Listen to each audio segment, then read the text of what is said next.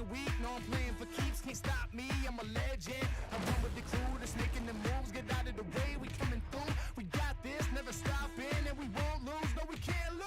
Yeah.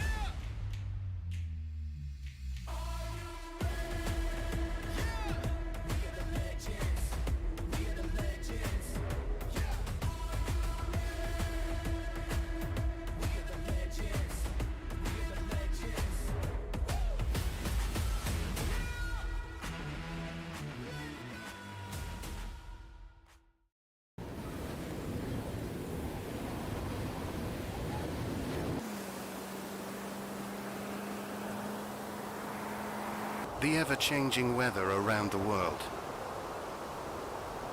Ever-diverse terrain and roads across the world. With Kumho Tyre that has conquered all. There is no road you cannot go. Go with Kumho. Kumho Tyre.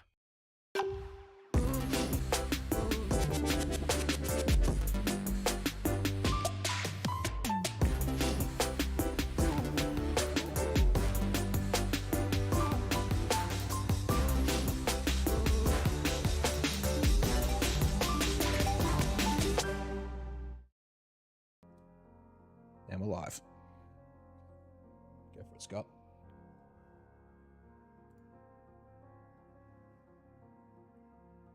We're live. Go!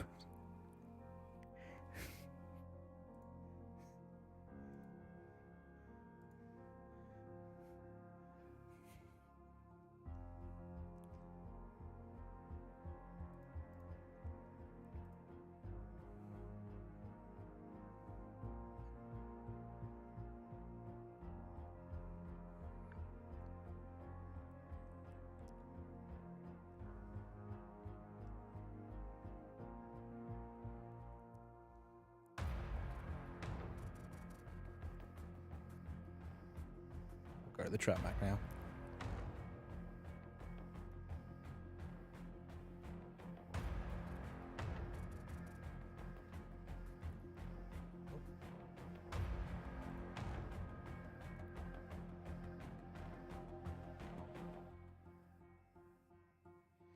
Yeah, apologies. Wrong video here. I'm going to switch that off and go back to another one.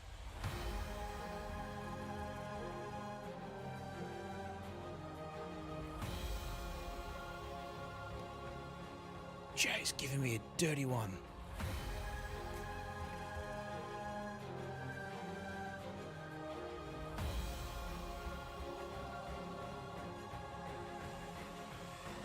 Yep, let's go to race format.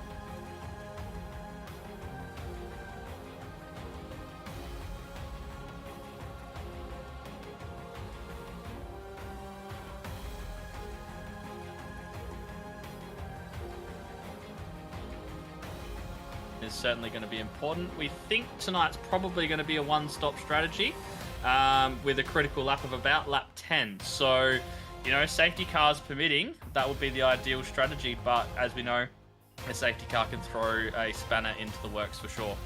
Well, I've got an update for you. I've managed to get over in and have a chat to some of the Taipan drivers, including Anthony Visma and Greg Favell, Jason Spriggs, Damien Cairns, a whole bunch of them, really. Somebody from the bottom split down there in split number 3, I think it might have been Mark Horton or Marty Hansen, was complaining, gee, I don't like this setup. Gee, I'm not a fan of our friend and setup maker and Jamie McKnight. But the rest of them were sitting there and going, you know what? You've got this completely and utterly wrong. So it's going to take a little bit of driver skill. It's going to take some finesse, and it's going to take some finagling to get a car around this long course.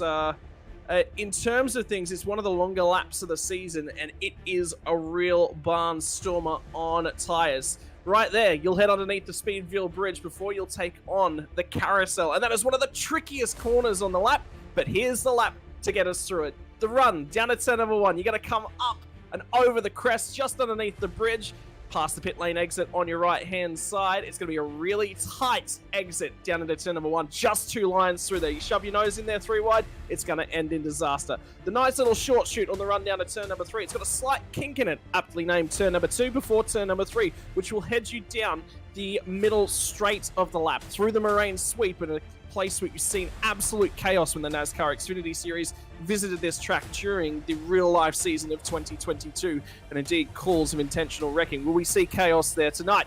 Turn number 5, the left-hander at the bottom of the hill, and it's a long run down the hill, a deep braking zone. They'll sweep, they'll come up underneath the Corvette bridge, and they'll try and get themselves through, and then to the left, 6, 7 through Hurry Downs, 8 onto the carousel we were just talking about, 9 and 10 up through the kink, probably where chaos is going to kick off on the first lap. Kettle Bottoms, Canada Corner, Bill Mitchell Bend, Thunderbolt Valley, colloquially referred to in there as well, and finally turn number 14, you run it all the way out to the exit of the curve there. But time for our race standings, 6.4 kilometers here tonight. And who's been doing battle thus far in the season, Braden? Yeah, so at the top rather of our leaderboard is Scott Gamble leading the way on 363 points. Very closely followed, just 8 points behind by Sean McNamara. So looking forward to seeing those two go at it tonight. Michael Taliancic, just 20 points back from him to round out the top 3 spots. Anthony Visma and Mark Duggan round out your top 5, with Matt Van der Kraan, Damien Cairns, Christian Smart, Peter Van der Kraan, and probably Crane, Van der Kraan? Crane, yeah. My Dutch isn't so good, unfortunately, and Michael Stewart round out our top 10. Well, indeed, it's double Dutch in that top 10 because you got Matt and Peter both making their ways in there. But tonight, ladies and gentlemen, is a night that we will go through with a little bit of a somber note in our hearts. Of course, don't forget, it was about 1 year ago that, unfortunately, Michael Stewart did lose his eldest son at the only ripe young age of 16. So during the broadcast here tonight, you're going to see that on lap 16, we are going to take a full moment, a minute's worth of silence as we do a full lap around the track. We're going to be focusing with the onboard camera of Michael Stewart there tonight. And the charity and hashtag have been the blade for Barlin. It's a horrible thing when we lose somebody who's so full of life, so young, and to such a preventable thing, Braden. And it's important that we take a moment, we take a minute to respect these moments when they do happen, and we make sure that that we take the most out of them, and that's the most important thing. Yeah, exactly. And sometimes when we have tragedies in life, it's what we make out of it and what comes after it. And this foundation that the Stewarts have obviously put together is a really big part of trying to make something positive out of such a tragic event. So if anyone can head to www.balancestuartfoundation.org.au, I'm sure they'll appreciate any small or large donations that people can attribute to the foundation. Yeah, and there's also going to be a whole bunch of ways that you guys can participate, not just through that. There's also going to be options done through the sponsors in the simulation as well. There's options to purchase hardware that will there'll be $20 going from that to the Barlin Stewart Foundation, as well as any I believe sponsorships coming from YouTube here this evening will be going directly from SimSpeed TV directly to the Barlin Stewart Foundation. So there'll be none of that will be passed on to the SimSpeed coffers. That will all be passed directly on. Righto, we are now moving on to our gridding formation, and on the front row, it is Greg Favell. After a strong return to the series last week, he starts off of place number 1. Mark Duggan's going to line up alongside of him before we look back to the first of our title contenders in Sean McNamara on the outside, I guess you'll say, of row number 2. Actually inside, a little bit reversed as they set themselves up on the grid. Alongside of him, John Lathan, Kenneth Ladder, and Jason Spriggs round out your front 3 rows before we'll throw it back to Scott McCune and Craig Friend, side by side on row number 4. Damien Can and Matt Van der Kraan are going to round out your top 10, sorry. Michael Stewart and Michael Taliancic make up the row of Michaels on row number 12. It's going to be Mike Check for those guys. Anthony Visma and Stuart Hall on 13th and 14th. Brendan Nitschke and Greg Sharp, 15th and 16th. Christian Smart and Tim Nickel are going to make up your 17th and 18th. Before we round out our top 20, it's going to be Michael Dumbrell alongside of Jeff Thomas, Daniel Hall and David Kirby. A long way down for him in P22. Cy Byrne and Rod Hollis are going to be in P23 and 24. Travis Hunt and Chad Lewis, Rick Vigor, Stephen Kennedy, Jamie McKnight, again starting a long way down the field, followed by Michael Quain. Before we'll throw it back over to the first cars outside of our top 30, Dean Flavel and Jason Fewens, Darren Crosby and Chad Vigor, Robert Crysdale and Shane Evans round out your row number 18. And that just about puts us to the back end of the grid, where we will find Brenton O'Brien and John King, Chris Miller and Hale Cesar, Alor says, sorry, alongside the safety car and race control duties will be fulfilled. We are just moments away from this race going live. Robert Griffiths and Andrew Hoffman. And I may have got that one just a smack too early. Somebody's not actually gridded on the right-hand side of the road. I think that's Mark Duggan, who's actually not taken to the grid. Indeed it is, so there's going to be a hole there. Who's going to fill it? Will be McNamara who gets a good launch. The starts have not been good for him. They're 4 wide halfway back down the grid. There's already chaos and cars facing in the wrong direction. Car on the right-hand side fence. But who's got the jump? Look for the 76 of Vervel, who's got it right. But for some, it's gone very, very wrong, and it continues to go wrong down in turn number 1. Yeah, Craig Friend, I think it was, got a really decent start, and the person in front of him just got a little bit of a slide, and they tapped, and around he went, so that good start just all went to waste as we see more chaos towards the back half of the grid with Daniel Hall from Evolution Racing Team ending up in the kitty litter as well. He's going to find it tough to find his way back, and another... Cool, that's not good for championship standings with Sean McNamara missing his rear wing there, and a lot of damage for the 951 SimSport driver. Yeah, we're going to have a look at that, but before we can do that, chaos continues to unfold down at turn number 5. Dan Hall, I thought, did a phenomenal job, as did all the cars around him at turn 3 to let them file on through, but it's under the Corvette bridge for the first time tonight, and most of the chaos has already happened here on lap 1. There's a threat of a safety car here, because we've got to get through the kinker on this opening lap, and more chaos. McKnight in the right-hand side, Wall starting from the back of the grid, made a ton of time, and now he's got damage. There's steering damage to the driver of the number 027 car. It's not gone well for him again, and that is 2 out of 3 races for Jamie McKnight. Wow, what a start to this race. You wouldn't think it was a 31-lap race, with some people not even making it 31 meters off the grid so far, Scott, but that looks like a very stuck and damaged car. 696 of Craig Friend. Will we see a safety car come out, Scott? Well, there's a huge hole in the tank, and have a look at the car that's benefited, and it's the first safety car of the season, has finally been deployed at race number 3. Sorry, no, we did see one, I think, last week. Yeah, there was one from Phillip Island that we did end up seeing. And the second safety car of the season here this evening is going to race to try and get out in front of the field, because they were coming at a rate of knots. He's managed to pull it out and in front of the field. We'll catch them on lap number 1. There is a hope, I'm saying, that some of these guys can get into the pit in this first lap. Indeed, there is a whole host of cars that are filing their way into the pit lane. Yeah, well, it's a good thing that it's a long lap here at Road America, and it'll be even longer under the safety car. So hopefully for some of these drivers, they can get in, take some repairs if they need it, and also for those that are towards the back of the grid, maybe top up on some fuel and maybe make that stop we're talking about later just a little bit shorter, and maybe that'll benefit them as well. But that's a busy pit lane. Many drivers coming to the attention of their pit crews at this point in time. It's a funky pit lane here. It's fairly naked, it's fairly bare. There's not much addressings either side of the track. Indeed, I don't think there's even any fixed garages here at Road America. They're all pop-up tents and the like when you come here to race. So, we've finally settled ourselves down. There was chaos at turn 1, and it started from the front end of the field because we saw Sean McNamara off. Remember, he started off of the inside of row number 2, but for the car that was on the outside, I believe it was John Latham, there was no car there, so it was a free gap. He's got himself through, and he leads the race. Yeah, I think we're going to see a bit of a replay here for Logitech G of Sean McNamara. Or maybe not quite, actually, but we'll try and get that replay up for you. Just bear with us, we'll have a moment.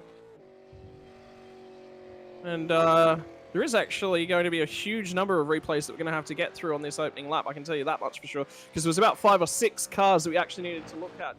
The moment car on screen was the 919, which is going to be, or is it the 999? It might have been Christopher Start. No, sorry, apologies. It was Michael Stewart, who was in the middle of that pack. And now missing a rear wing. So we're going to try and bring you guys the replay of McNamara at this point in time. course, don't forget, technical difficulties beset us at the best of times. That is McNamara in the fence, so we're rather close. So there was contact there, and that might have been Favel. That's because Favel's dropped from first all the way back to 7. This is going to be Latham to his outside, so he's going to cover Latham off. Latham switches sides and goes to the inside. Keep an eye on the chaos in the background, and then it's the swap back to the inside. Has McNamara got a fraction too deep? Oh, that's a downshift. That's a downshift or a pinch rear brake. So he's done that on his own as McNamara. Yeah, he'll be disappointed with that, I think. Especially getting himself tangled up with the 76 car as well there, which, you know, didn't affect him as badly as it affected himself, but he has taken Greg, who did a great job to put it on pole, and then, yeah, you can see once he pitched those brakes and then touched that grass, there was not a lot he could do about that, unfortunately. So, yeah, he'll be disappointed with that one, I reckon. Unfortunate for McNamara, but he's gonna go to the tail end. He's gonna get that fast repair. He's gonna get a fresh car. He's gonna get a full tank of fuel and a fresh pair of boots, hopefully to push him through this race. But there was chaos just about the entire time. I really want to see what caused Dan Hall to be ejected off the right-hand side of the track in between turn 1 and turn 2, and then the rejoin. Because if you watch this one, Braden, I was looking for cars in the background. I was for sure thinking Dan is going to plow back through this field and we're going to end up with 10 cars out of action immediately. But everyone has done a phenomenal job to let Dan just about rejoin without contact. One car did make contact with him when we saw it the first time around. So you've got the replay on this one. Yeah, I had the same thing up on my screen as well, actually, and I thought the exact same thing that you thought, Scott. It was really looking like it was going to be a big incident. Jeez, rejoin of Favel. Yeah, and I tell you what, he's lucky he missed that concrete barrier by about 10 centimeters, because if he had have hit that concrete barrier, it would have shot him straight back into the middle of the road, and there would have been 10, 15, 20 cars piled up behind him. So, very lucky. The critical thing was the cars that sort of passed through about where he was as well. If you have a look, when those cars got running again and turned off of turn number 3 and down the straight, there was a huge hole in the pack just sort of ahead of where Dan was. So Favel rejoins. This is the onboard, and he's just barreling towards a sea of cars. So this is going to show you the rejoin here. Watch for Favel, who's going to rejoin off of the left-hand side. The entire field, 1 ducks, 1 dips, 1 dives, and unfortunately, Hall is just at the wrong point at the wrong time. Racing's a game of skill, but sometimes it comes down to a little bit of luck.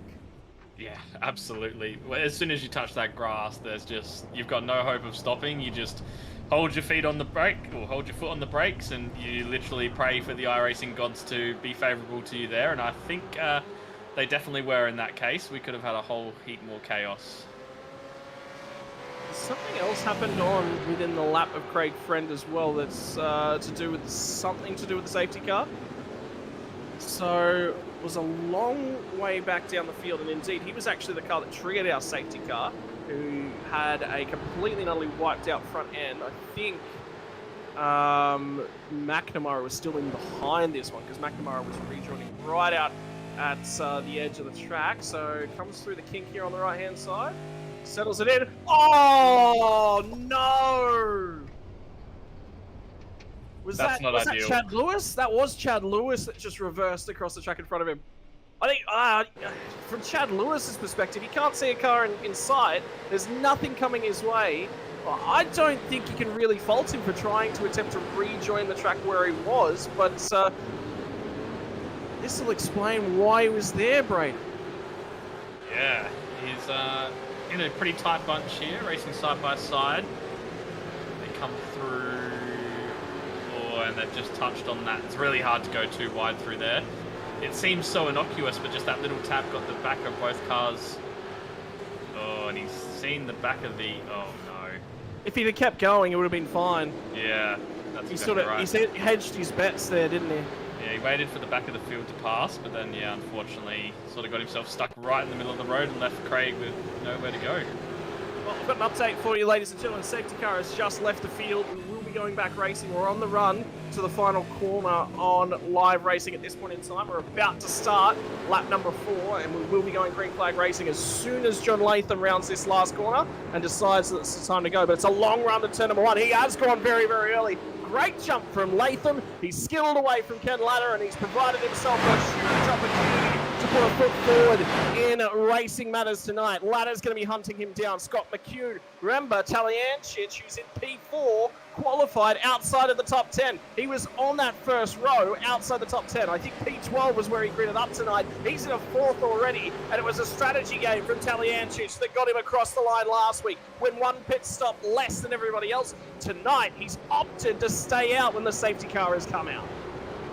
Yeah, and it was an interesting decision to go early there from Latham. I know you would have done a lot of racing around here, Scott, in the IndyCar.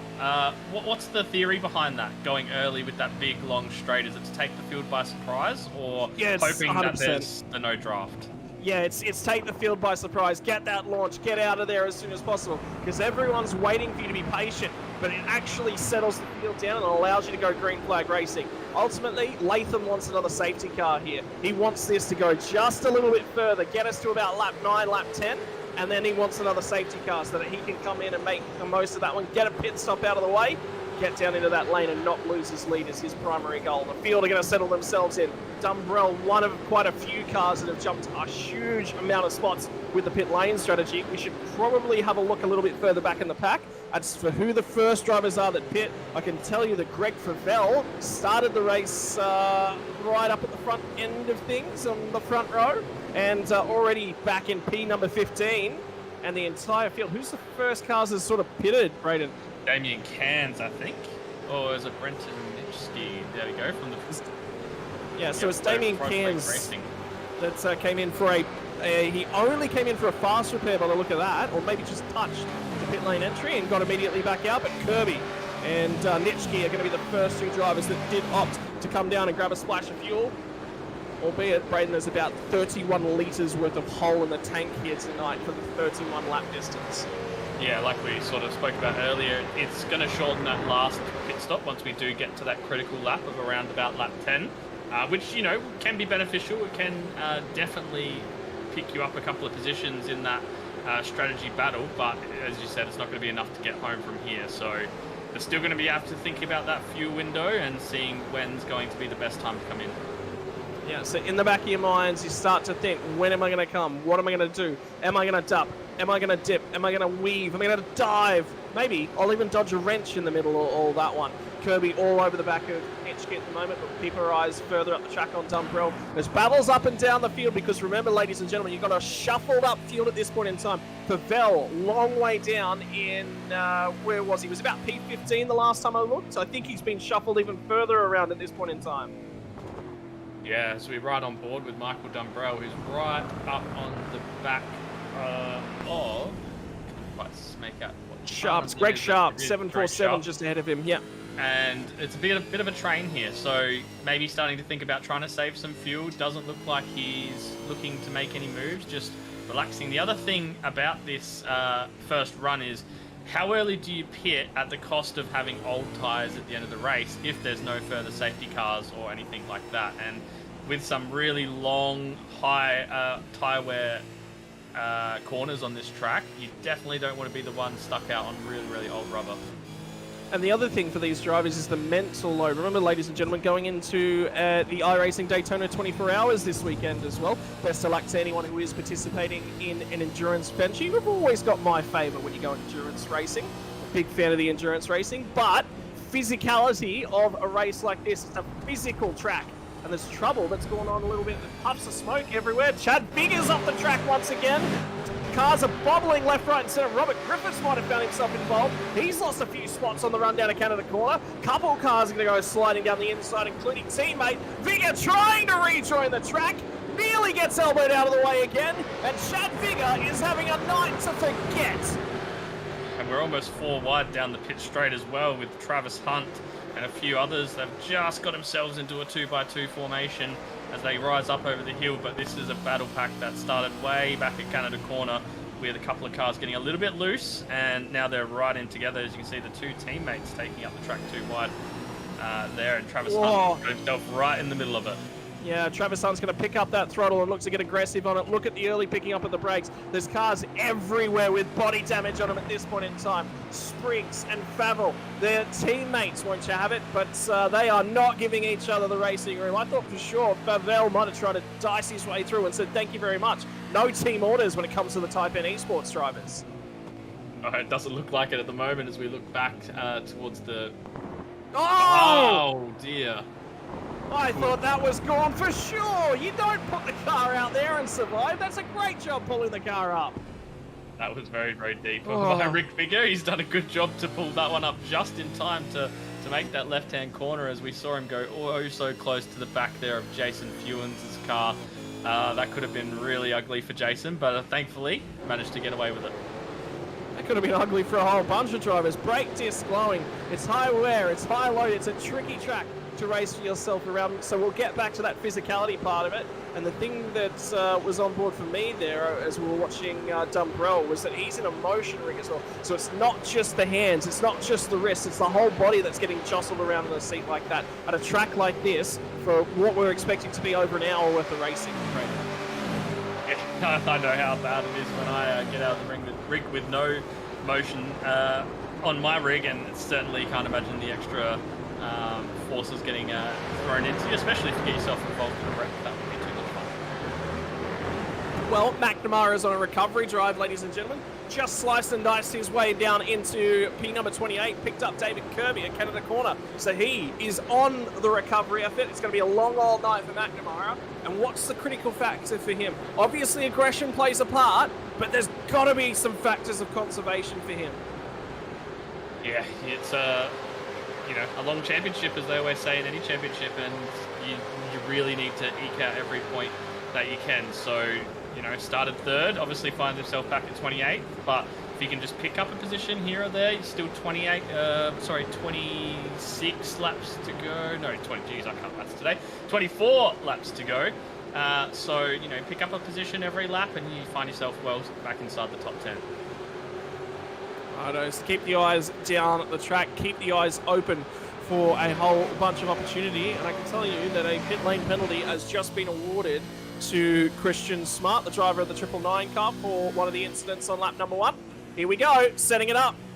And I can tell you that David Kirby, that's just in behind these guys, was on the clutch to try and save some fuel. So he recognises that McNamara and Nitschke are going to go toe-to-toe here, and an opportunity is going to prevent itself. But in the meantime, saving fuel was the key factor for Dave Kirby. Yeah, and it's, like you said, such a long lap, sort of pushing up towards the 4.95 litres per lap. No! Nitschke goes around off of the nose of Sean McNamara.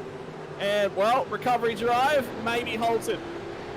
Because that was quite close. I'm hesitant to immediately say it's a slam dunk penalty because there may have been a little bit of pinching there from Nitschke, but that's just close racing too. Yeah, and that's what we say when we talk about just trying to get it done a little bit at a time. You don't need to go for every move that presents itself, because you get one thing wrong and get yourself a penalty, and all of a sudden any work that you've done is undone. Yeah, you're talking to the man who lost a race win last night due to a penalty, an unforced error that just didn't need to happen. So I can feel you on that one. Righto, so Nitschke gets turned around, goes to the tail end of the field. Still got 3 or 4 cars at least in behind him, so he will at least have a few less spots that he'll need to recover. Still in 39th, but a job ahead of him now as he tries to tag onto the back end of the pack. And the critical thing there from Nitschke is he's one of those drivers that took advantage of that cheap pit stop. And a lot of that work's just been undone.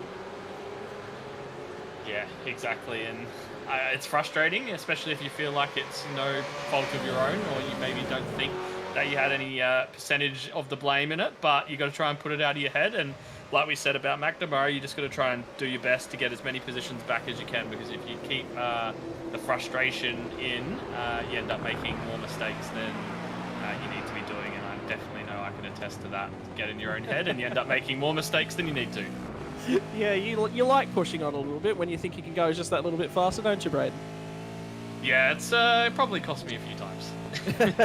Well, I'm just having a look at this front end pack. I'm going to look back from the rear wing of Ken Ladder, and I can tell you, after an amazing strategy drive last week from Talyancic, he's on the strategy games yet again. He's got the pace to stay with these guys, but he does not want to lead this bunch. That clutch is being used multiple times a lap from the driver of the 21 as we look back from the rear wing of Scott McCune.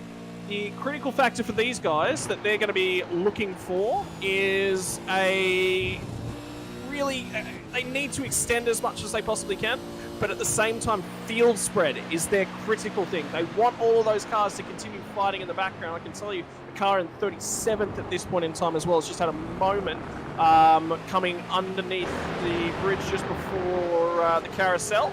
This is a car way down at the tail end of the field, as we're keeping our eyes forward as well. So at the moment, Talyancic has got the pace to run with these top end guys, but without burning the same fuel quantities that they're burning. And sometimes when you just can't get it done, fuel's the way to do it. Look at Stewart hanging that rear end out. It's got no rear downforce on it as well.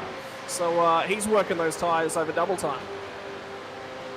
Yeah, it's the part of the race where we start to get really interesting with the strategy, because the drivers at the front would know that Talyancic is sitting there saving that fuel, and you know, when he's that close to them, there's nothing they can do really in the pit stop that's going to stop him from jumping them. So, you know, do you pit early? If you pit early with that critical lap of lap 10 coming up, you run into the problem of, do you get stuck in traffic then if the people behind you aren't pitting? So you're also going to have much older tyres towards the end of the race. So there's a lot of things going through the head of John Latham and Ken Ladder and Scott McCune. Who's the one that's going to make a decision first and try and do something different?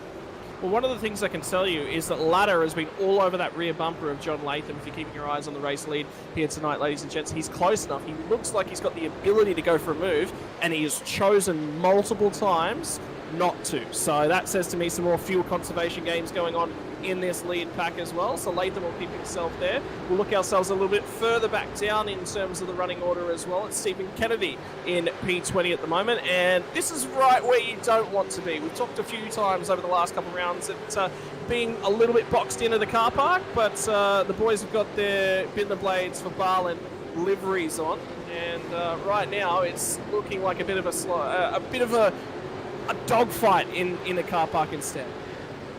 Absolutely. If you have a look at some of those cars, you definitely think they've been in a bit of a bar fight.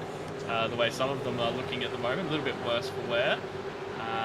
But a nice big long train, as we were talking about just like at the front, some of these guys must be thinking about saving fuel and thinking about how they can get this position positions made up rather in the upcoming pit stops. Well, one of the most critical things that's going to happen in our race, we've seen the incident from Sean McNamara on Nitschke. Race control have just come through and said, well, you've got something to say about that one, Sean, and Sean McNamara will come to the pit lane. I want to see the face on Sean McNamara if we can see that one, because that will tell a huge story. Pay no attention, ladies and gentlemen, if you're watching along at home. I was about to say he is quite a cool, calm, and well-controlled customer, but sometimes in the heat of the moment, the drivers may get a little bit frustrated. He's going to take that very, very long run down the pit lane, reset himself, have a think, shake, glass of water. That's critical. That is a driver that is resetting himself for the next task ahead whilst he contemplates and serves this penalty. Yeah, and he won't be the only driver out there serving a penalty. Chad Lewis also receiving a black flag as well. So a couple of drivers that need to make that long trip down the pit lane. There's nothing worse than driving yourself down and not being able to pull into your pit box, knowing that you're there on your own account, unfortunately. But how good was the composure, though? He was like, yeah, look, I mean, it's happened. It's in the past. He's reset. He's going again. He's going hunting. That's not going to detract from his race. That's not going to make him stop laying down the aggression factor, because now he's at the back end. He's got a lot more passes. All of those overtakes that he's just completed, he's got to do them all again. Yeah, that's right. I think there's a reason why my webcam's not in the Zoom feed. Ooh, as we've had another issue at the back as well. You can see it just in the foreground there, Tim Nickel, and I reckon it might be Travis Hunt. Yeah. Together. There we go. That's the Pecky's car off the track and just rejoining. Anthony Visma was the sixth that he just rejoined alongside of. Hunt right there in the JWN Motorsports. And he's going to join Nitschke as the other driver that's been turned around in the recent history. And those guys will at least get the opportunity to at least fight each other, even if they're not attached to the rest of the pack. We're going to get a replay on board of this one, Brad. Yeah, there'll be a few drivers that are definitely looking for a safety car soon to help this field bunch back up, because there's a few drivers that want to make up a bunch of positions. So we see, it looks like he's going to have a look down the inside into this right angle left-hander, and I just have a funny feeling he's just gone a little bit too deep. Ooh. That's an Not interesting a lot one. of room, yeah, it's a tricky one because he hasn't been left a lot of room, but his car is well alongside as well, so... So the driver in this case that actually called the incident in is the driver that's there, sitting there parked and facing in the wrong direction, which is Travis Hunt. But it was the other driver, the Peggy's machine, that had just rejoined the track, that we may think may be the driver at fault. This is a difficult one. I dare say there's going to be a fair bit of deliberation on this by race control. So significant overlap achieved. I don't know. That's tough to call, because from that angle, you've nearly got to say that maybe Travis Hunt didn't get us tight enough into the corner. But it's a tight corner, Braden. Very difficult overtaking opportunity, but an overtaking opportunity nonetheless. Yeah, that's exactly right. It's one of those corners where you have to get yourself up the inside, but you compromise yourself so much with it being such a sharp angle that your speed, you make yourself susceptible to the car on the outside getting the run out of the corner. So you really do have to commit, and unfortunately sometimes we have those issues where two drivers fighting for the same position and the same piece of real estate, and they come together.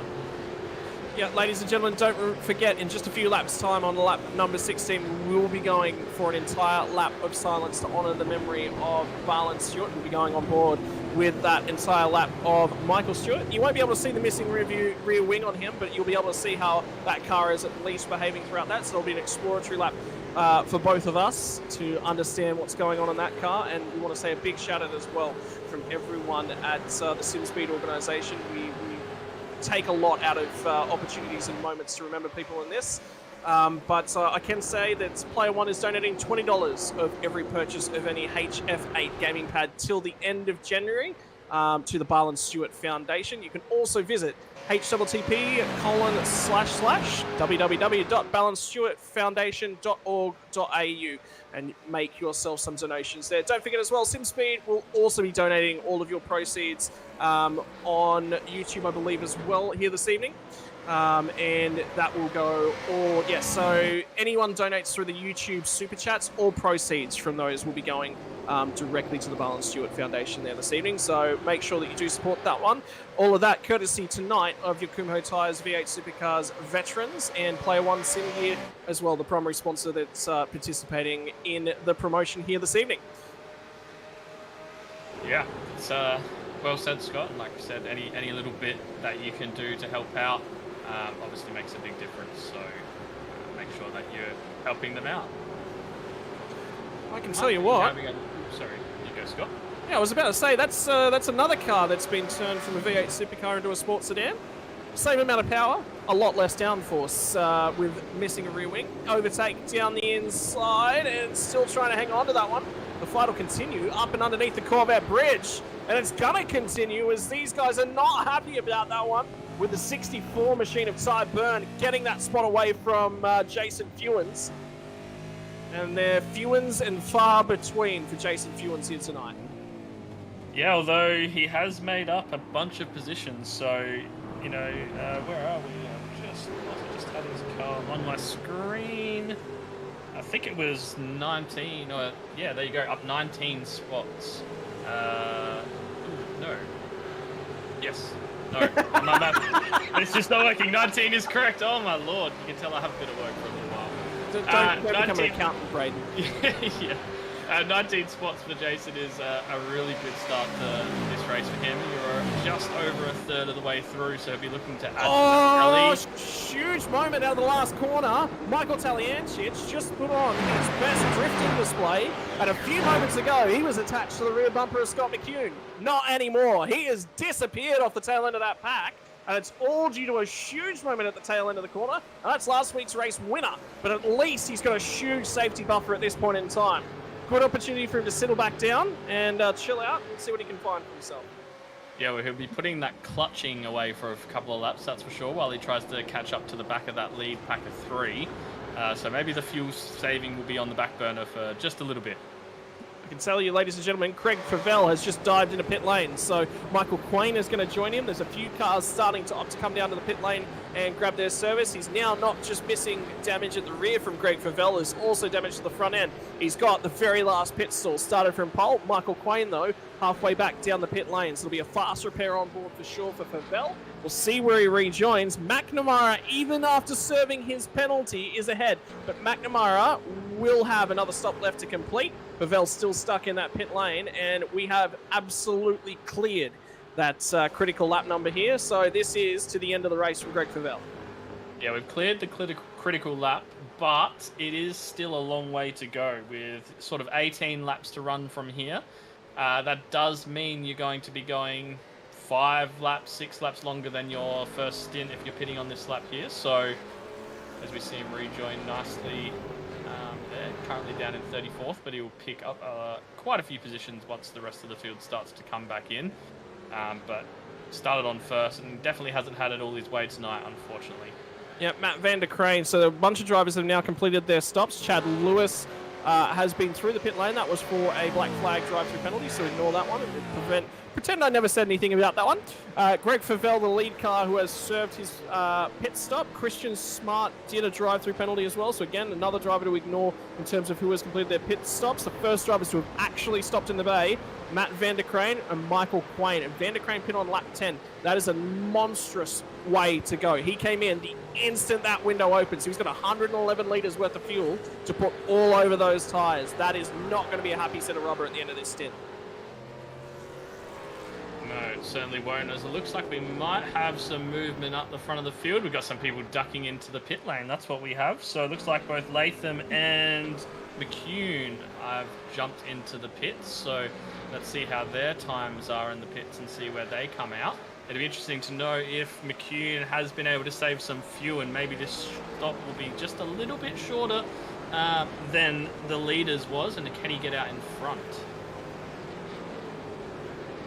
Yeah, so talking to Taliancic earlier on tonight, 31 laps is the race distance. 80 litres was your starting tank size for anyone who's pit.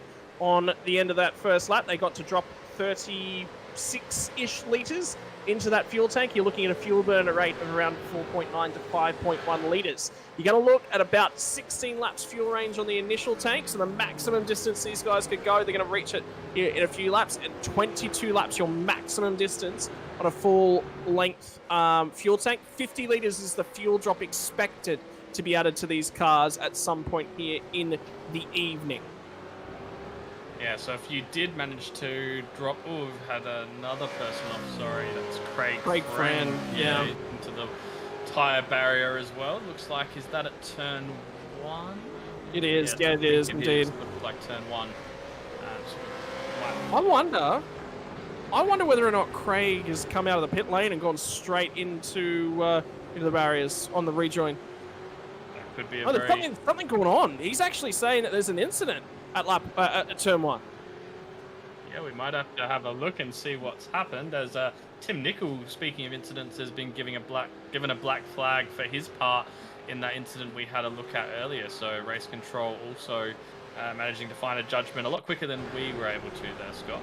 We have a look at the replay. Don't leave me to judge on anything. I'll be watching it for weeks. So it's going to be a rejoin, and it's from the car that's rejoined straight across into the path of Chris Friend. And I can tell you, ladies and gentlemen, that Chris Friend has steering damage. That is bent, and that is not pretty to watch from Chris Friend. And Damien Cairns is the driver, most likely going to be attributed at fault. We will never say it's a slam dunk, it's a definite penalty, but that one's pretty close to clear. Yeah, it's just a little bit of spatial awareness lacking there, maybe not quite getting a chance to see the relatives with some cars in the pit lane. Yeah, I don't think the race control is going to look too fondly upon that one personally, but like you said, you never know. Sometimes things go differently to how you see them at first glance. Look, I can say that I've put a car in the barrier at turn 1 whilst leading a race here on cold tyres. So look, it's capable. You are able to do it all on your own, and it happens to the best of us, and I am most certainly not the best of us. So, ladies and gentlemen, mistakes have been made. That's two Scott Rankin losing a race from winnable position stories tonight. I wonder if we're going to hit the third. Oh, look. Oh, Darren Crosby's joining me in misery. 15th at the moment, but he was 13th or at least 12th a few moments ago. Not so anymore. Started 33rd, so there's a lot on the table here for Crosby still, at least. With those pit stops starting to come through thick and fast, there's a ton of drivers, I can now tell you, that are on the clutch, and that is Rick Vigor. Similar looking car. And if your name is Vigor, you are not having a great night here tonight. No, definitely not. We're going to have a look at Michael Stewart, who's currently sitting in P2, and we're just going to be coming up towards the lap of silence as well. So we're going to jump on board with him in just a moment and leave you guys, and we'll pick you up back at lap 17.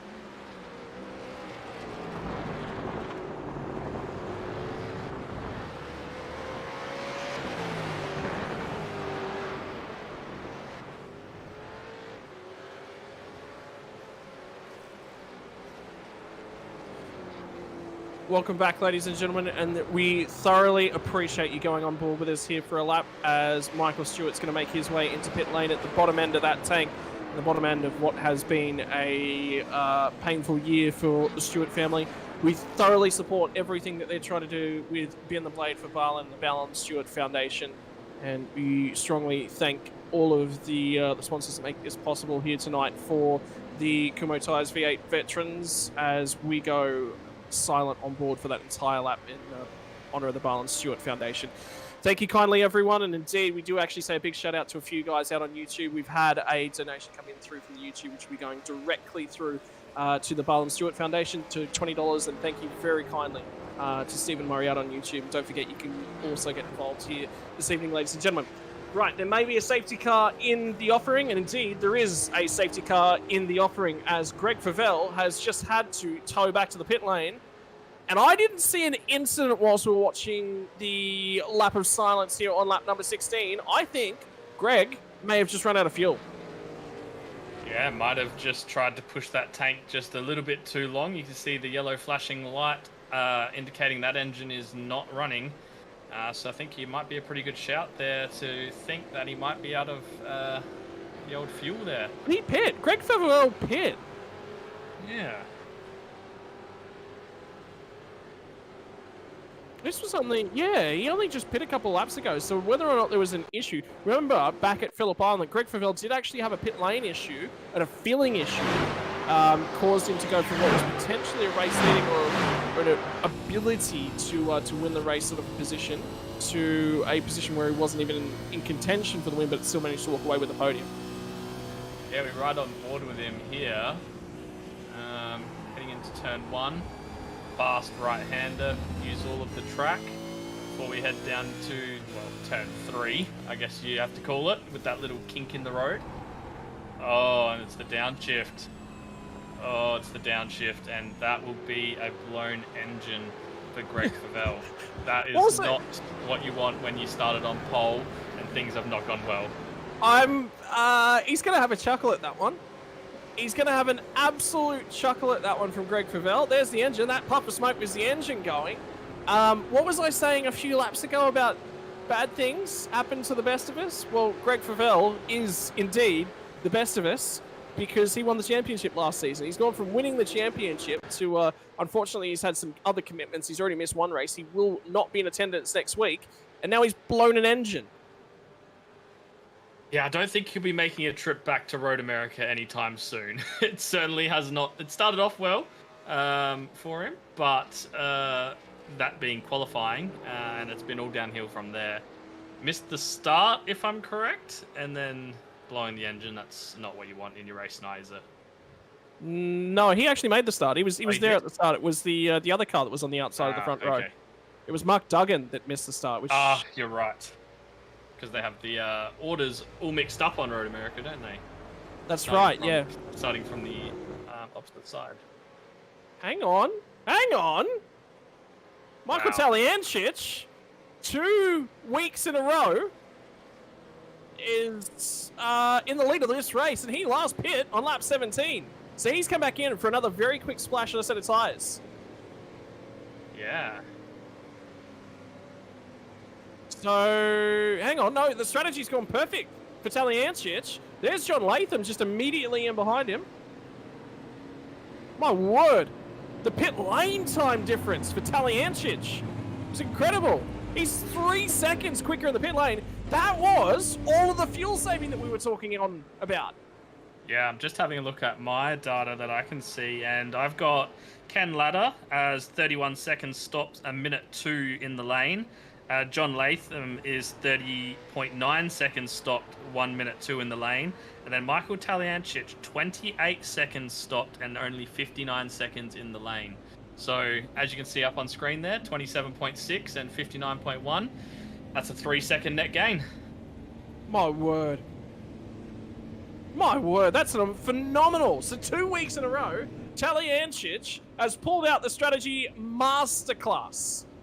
He's got one hand, ladies and gentlemen. He's not driving with 2 hands. There is an injury there, so the strategy's not being done by him. It's actually being done by one of his Pursuit Sim Racing teammates, is crew chiefing for him.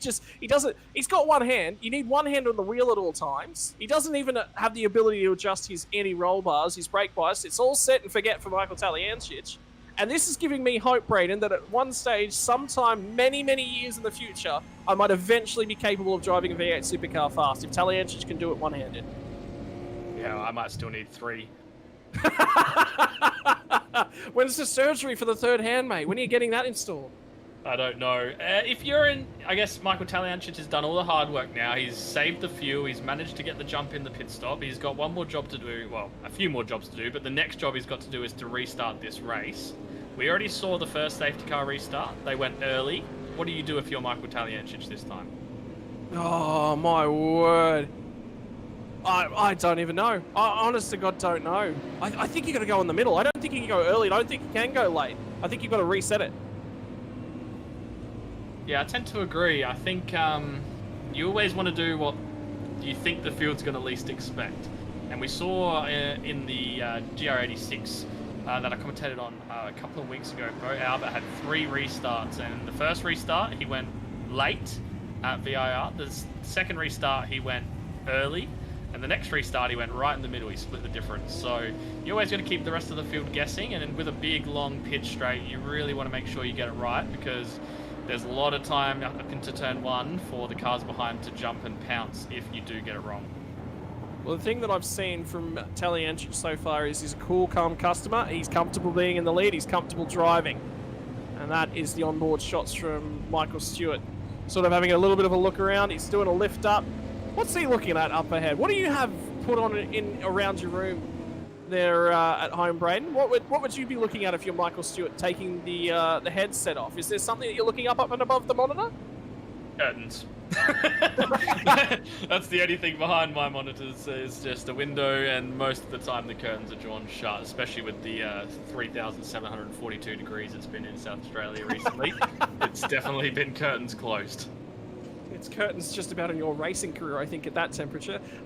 Ladies and gentlemen, 18 laps. We are on the 18th circuit of Road America. It feels better when you say circuit of the Americas. It's one of those odd things. I've completed 18 circuits of Circuit of the Americas. No, it's a little bit different here at Road America. We're going to get Player One's Sim Gear advertisements here in just a few moments. There it is. For every butt kicker or HF8 product, unfortunately, ladies and gentlemen, Player One Sim Gear said they're out of butt kickers. That's how well those promotions going on at this point in time.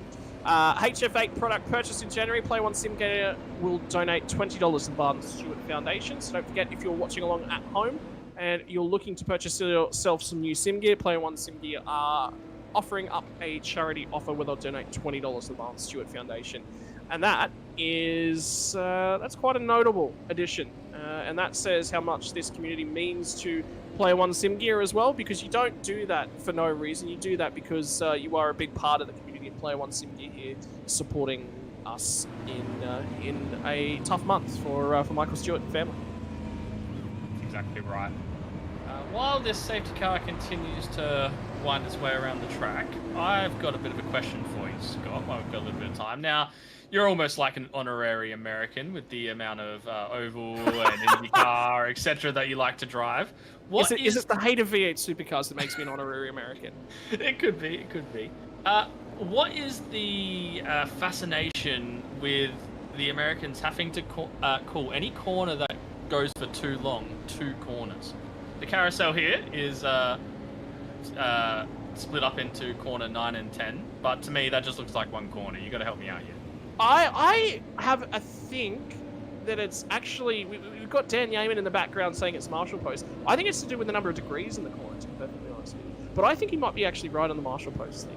Because if you think about it, in an oval circuit, turn 1, turn 2, well, they're doing 180 degrees. So if it's any more than 90 degrees, or, you know, a significant amount, because there's a couple of corners here, we've got turn 3, it's more than 90 degrees. And then you've also got turn 2 at this circuit that is, you don't even turn the wheel for it, and it's called turn 2. So then the moraine sweep is known as either turn 4 or turn 3A. There's a ton of different wacky things the Americans do, mate. I don't know. They've got the freedom that they want to name their corners. Like, they've got their freedom, and they get to name their corners how they feel. So don't ask me any more questions. I'm not satisfied with that answer. I'm going to have to revoke your green card. I'm sorry. No more green card for you. That's okay. Right. I'm still going to end up over there watching some racing at some point. I mean... Oh... Good point actually been made over on the YouTube chat as well by Stephen Murray. Greg Favell did just use that fast repair, so that'll be the last we see just about a Greg Favell tonight. Yeah, that is a good point. As I think... Oh no, Dan Yeaman is really trying to add to his misery. You are really rubbing that in. Ladies and gentlemen, I think Greg Favell is not a Dan Yeaman fan. At some point, I'm pretty sure Greg Favell, for him to leave the camera on that car for that long, Greg Favell's done something to Dan Yeaman. I don't know what it is, but... He was trying his best to hide in behind the space truck there as well. He was trying to hide out of view, but our lovely producers managed to find him in that little puff of smoke still coming from that V8 engine, unfortunately. We have had the safety car pull away, and we've got John Latham right up on the back of Michael Taliancic, giving him absolutely no room. He does not want to be left behind at this restart. And remember, John Latham led us away for the first safety car restart we've had here tonight, so he is right there. He knows what's going to go on. Hashtag bin the blade for Barlin, right on that boot lid, that bonnet lid, and well, taking a leaf out of Latham's book, it's going to be Taliancic jumping just as early out of that last corner. The rundown, listen to the V8 engines rise, listen to the roar as they tame Road America on a restart once more.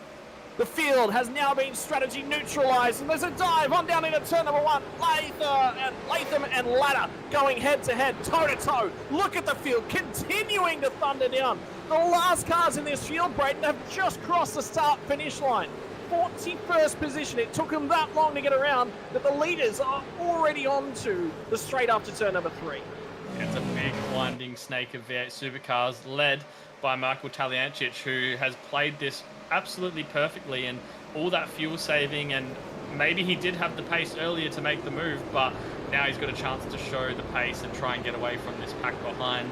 Now that the field's sort of neutralised, as you said, we can have a look at where people are sort of standing, and just want to make note of Brenton O'Brien, who's up 26 spots at the moment. Absolutely huge effort by him so far tonight, and I'm sure he wants a few more that he can tick off as we go around this long winding track of Road America. Don't forget, we've got to keep an eye out for where is Sean McNamara in all of this as well. He's in 34th at this point in time. No, 32nd. He's managed to get his way back through to 32nd on this restart, and there is a lot of opportunity. You would have thought a little bit earlier on in the piece, night all but over for Sean McNamara. He's only going to be picking up scraps. He's got an opportunity. He's got fresh rubber on that machine, and he's going to look to try and search. There's a couple cars ahead of him that have not come in under that most recent pit stop that were looking to try and buy some track position and just hang on to it as long as they possibly can. We've got through the kink a couple of times. I can tell you as well that Sean McNamara has just set the fastest first sector of the race. Man is on a mission back there. Yeah, noticed the same thing as you did there, and carousel sector as well. Carousel sector as well for McNamara. 2 purple sectors in a lap for the 9.5 SimSports driver. There's incidents going on, I believe, halfway through the field. No, there's an incident at Canada Corner. Cars parked up at Canada Corner. Are we going to be seeing another safety car potentially here in a few moments, because they are still not moving back there? Yeah, it looks like Rick Vigor possibly, and maybe someone else. Chad Lewis must have been involved as well. Yeah, so he's managed to get going, but it doesn't look like Rick Vigor has managed to get going. He is parked there's a in request the to tow. wall. There is a request to tow that has just come through, which means we'll get ourselves another safety car here. Another attempt at this one, and this is exactly what McNamara wanted to see, albeit just to bunch the field back up again. But that's going to run a couple extra laps out of the remaining clock timer, and the safety car has been called. There is no way to arrest that car out of the barrier. It's stuck there, it's stranded, and it's in a precarious situation. Great call from race control. Yeah, Kumho Tyres will be happy with the little bit of brand advertising they get there, but I don't think the driver of that car will be as happy as we go and have a look at a replay, thanks to Logitech G, see what happens as they head down towards, well, we're going to pick it up going through the kink by the looks of it. Rick Vigor, we're looking back. So that was just the exit of the carousel there, heading into the kink. Looking back from Rick Vigor's car. Gets a good run side by side. This is Chad Lewis. Gets up onto the inside and no. Oh, and that car is very much staying put. Yeah, you're not getting out of there, unfortunately. And then Chad Lewis has ventured straight on as well. So it almost looked like a bit of net code there, possibly, the way those two cars come together. Or Chad Lewis. Oh, maybe not. Oh, there was. Yeah, no, you're right. There was netcode. Yeah, unfortunate. That's not nice to have happen, but maybe did Chad Lewis maybe not pick up the... As you head into Canada Corner there is still a little bit of a left kink, and maybe was expecting that Rick Vigor was going to be a bit further over to the left, and he sort of came across, and that netcode really did the rest of the job. I think without it, they probably could have still got through there on first look. It's difficult. Sometimes it's really, really difficult because the cars transition different ways. Look, everyone sits down and says, oh, netcode this, or netcode that. I'm going to be honest with you, Braden. It's the best situation that actually exists out there on the web in terms of races. I've driven a ton of simulators in my time, and I can race incredibly close with a ton of cars. You've already mentioned that I do a lot of Americanized style racing. The amount of Americans I can go toe-to-toe with on an oval where we're millimeters apart for extended periods of time, you can't do that on any other simulator. So everyone at home, I've banged down about this ever since I started commentating within iRacing, and I've said, look, it's the best solution. Name me another game that has a better solution. Name me one. I think you've got to take into account the sheer amount of laps and side-by-side racing that people are having as well. If you get 1 or 2 really bad netcodes every 20, 30, 50, 100 races, whatever it is, and then think back to how many times you've been right up next to someone. I think they do it pretty well.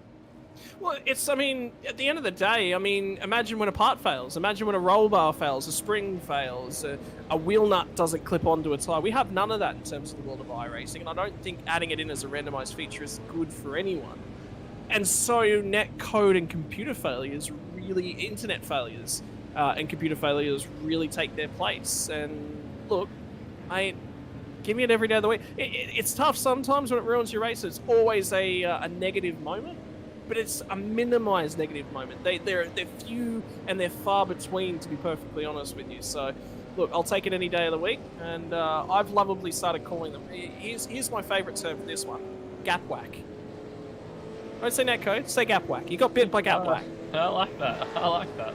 I might have to put that into my vocabulary. I don't know when I'll use it, but I'm gonna put it in there. I'll just tuck it away in the back pocket for a rainy day. You're doing a little bit of 24-hour racing? Actually, I know you're doing a little bit of 24-hour racing this weekend. I'm not actually, no. Oh, you pulled out! I just don't have a team. I don't have a team.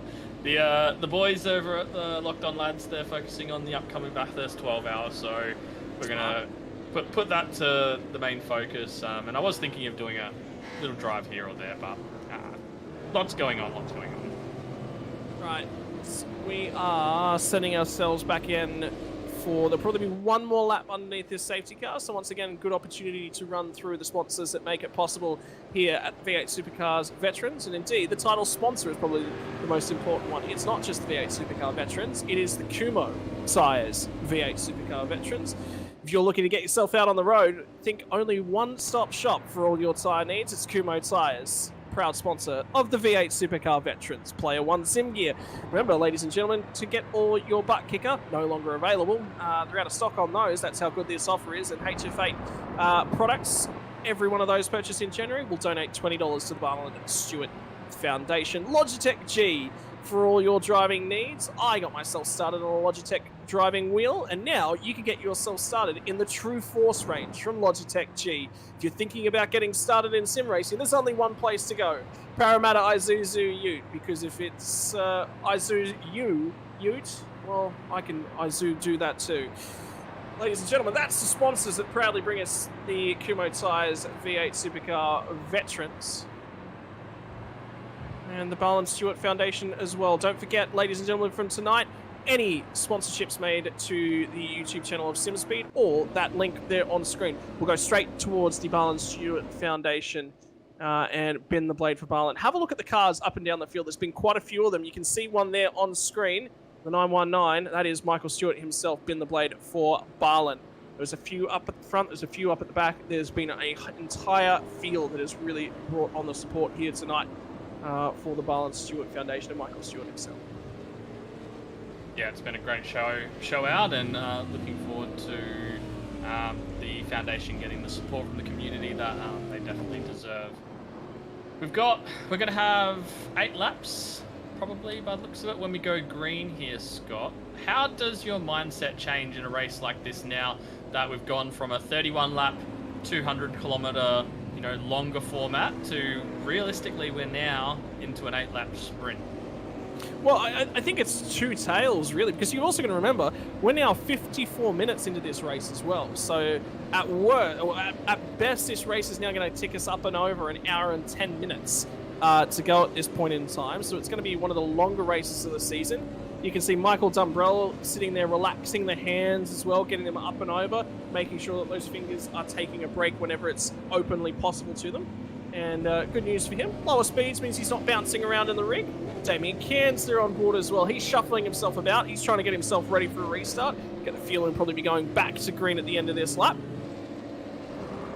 And how do you prepare yourself under yellow flag conditions? I know for the oval stuff, it's quite easy. I've got lots of little things to look at. Adjust a bar here, move a weight jacket there, adjust a fuel setting here. Think about what I'm going to do on the restart. But what's the focus point for some of these drivers who are really trying to zero in here now on our third restart? It's all about timing, isn't it? The worst thing that can happen is you go too early and have to check up, and the rest of the field gets the run on you. So you're really looking for that timing. You want to give yourself enough space so that if there is a little bit of a checkup, that you can, you know, negotiate that. But at the same time, you can't give too much space where you leave a big gap and the car in front gets away. So you're thinking about positioning. You're thinking about, you know, when do you think the lead is going to go, trying to keep an eye out. And obviously that's easier the further up the pack you are. The further back you are, it's more about just, can I get on the throttle almost at the same time as the car in front of me and try and get the best run possible. A couple things I also want to bring to your attention as well, Braden. Think about these guys now. They've had to switch on, switch off, switch on, switch off. It's a mental load, racing. It's mentally taxing. You're trying to pick up your braking points. You're trying to look for where you're going to position the car. You're trying to pick up an apex. You're trying to get back to the gas. You're thinking about the tyres. You're thinking about all of that. Then you get an opportunity to switch off like this. The third time, it's a lot more difficult to switch on. Nerves are going to kick in here on this restart. We're 2 corners away from going back to green flag racing. 8 laps now, the journey. Drivers are on older tyres here in the middle of the pack. Drivers that pit around lap 11 include Travis Hunt, Halil Cesar pit on lap number 10, John Latham pit on lap 14, Taliancic pit on lap 17. He's had control of this pack. Safety car is now in pit lane, and Taliancic goes in exactly the same place. He is not hanging around, and he's got another great launch here for the 21 machine. Is it going to be 2 weeks in a row for Michael Taliancic, the one-handed bandit, on the run down into turn number 1? Here comes Latham in behind him as well. Latham's a lot closer this time. Here comes the nose. He's just trying to fill the mirror of the 21 car. He'll settle himself back down in there, and none of those top 5 positions have changed whatsoever. Looking further back in the pack, there's a little bit of a gap there around Anthony Visma as he makes his way down into turn number 1, but not a lot of moves there for me. Yeah, I was surprised that no one was able to get the run they needed to, you know, make it too wide into that first turn. It was very line astern, very single file, but maybe we'll see that as we come down to the back end of this long second straight.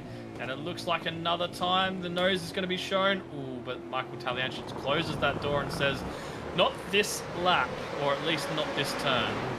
Yeah, well, I mean, if Latham was a little bit further up, he would have made contacts there, but eventually you've got to realise if you're John Latham that there is indeed no overlap there at the rear bumper of Taliancic. You'd be wearing yourself a penalty, and you'd have a very angry Michael Taliancic in your ear after the race as well. Driver 21 continues to lead this race as we run down through the carousel.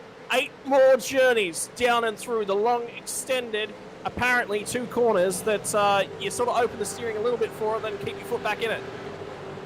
Yeah, and you can see Latham is using every bit of the road and more to try and keep on the back of Taliancic here. It's interesting that you talk about penalties. When the field's bunched up like this is the worst thing that, well, that's the worst thing that you can have happen to you. You do not want to get yourself a penalty, because it's not just going to cost you 3, 4, 5 spots, it's probably going to cost you 25, 30 spots.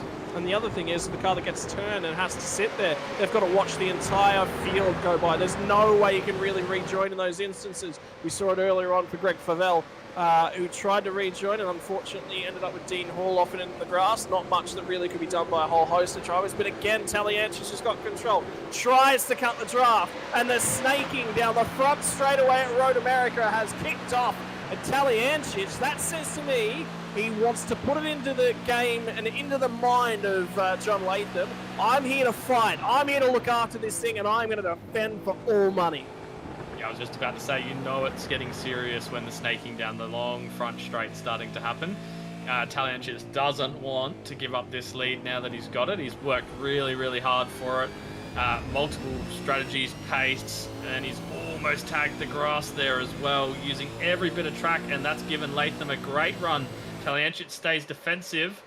Is he going to get this done into turn 5? It is turn 5 on the run down the hill. Latham's got the nose ahead, and Taliancic just rolled onto the brakes a little bit earlier there. He'll settle in for P number 2, and now he's going to try and see if he can have another go back. It's been these top 4 cars for just about the entire night after lap number 1. And now it's the opportunity for Ken Latta to see if he can get past Taliancic. Is Latham going to clear out here? And here comes Latta. Immediately shoves the nose down to the inside. Thinks better of it this time. McCune's nearly into the back of Latta as well. So now it's squabbling. And there's only 7 more trips through the carousel. Yeah, this couldn't be going any worse for Taliancic all of a sudden. Done all that hard work to get to the front.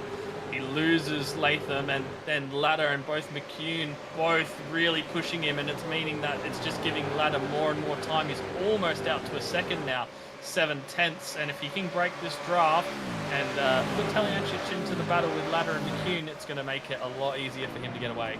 One of the critical things you've also got to think in Taliancic's favour is he's got the freshest tyres of this lead bunch. Maybe they got a little bit too cold. Maybe they got a little bit too under pressure. But I've also now seen a couple of mistakes from Taliancic that have cost him huge amounts of time. Very uncharacteristic for the driver of the 21.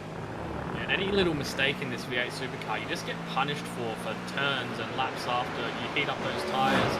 A little slide here, a little light up of the rear wheels here, and it just costs you time. Here we go. Time again. Ladder's going to get a huge run here as Taliancic's going to remain defensive. He's going to have to. He is the cork in the bottle. He's down the inside here, Taliancic. He's trying to hang on to it. Ladder looks to go the long way round. Now it's Ladder that's going to light up the tyres. This is going to present an opportunity for McCune. Does McCune show the nose at turn number 3? No, they all single file out. Oh, we're running out of time. I think Ladder, if he wants to win this race, he's got to go now. And there's been trouble down at turn 1. There is absolute chaos in turn number 1. One car off the road, manages to rejoin, and Fewens is, well, I mean, he is stewing back there for Jason Fewens. Yeah, really disappointing for Jason there. He had made up a bunch of positions as we talked about earlier. So is that Nitschke missing a bonnet lid?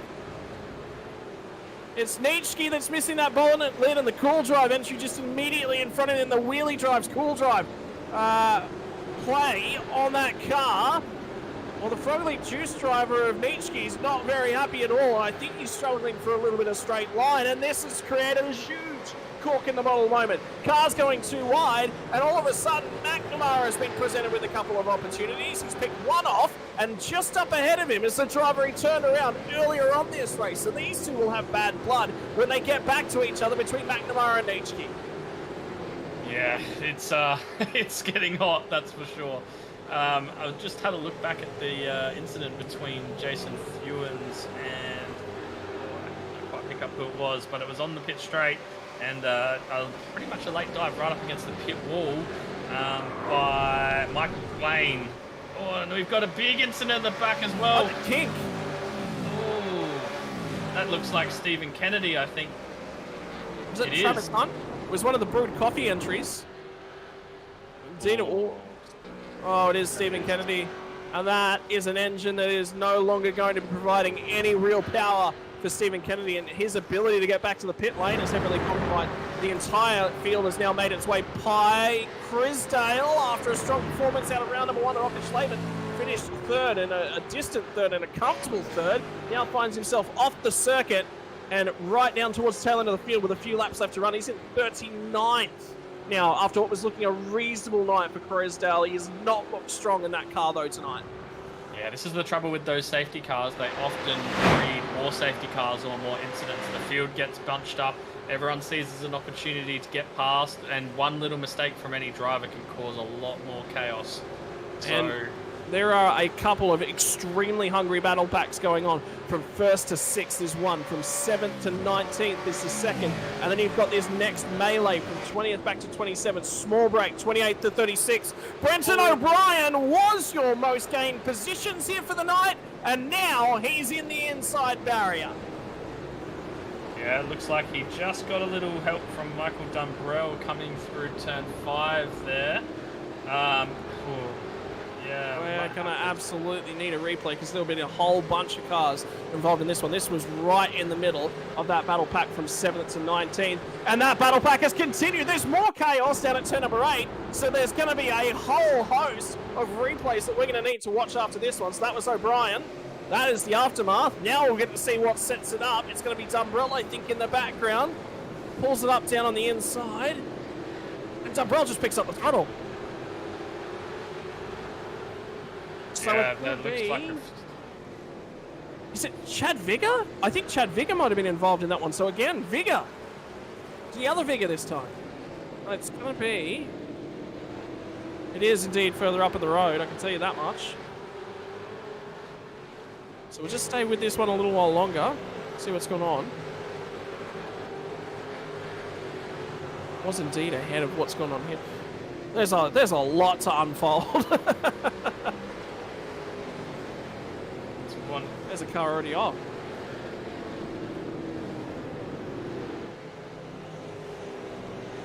Oh, word. It's so difficult to pick up cars.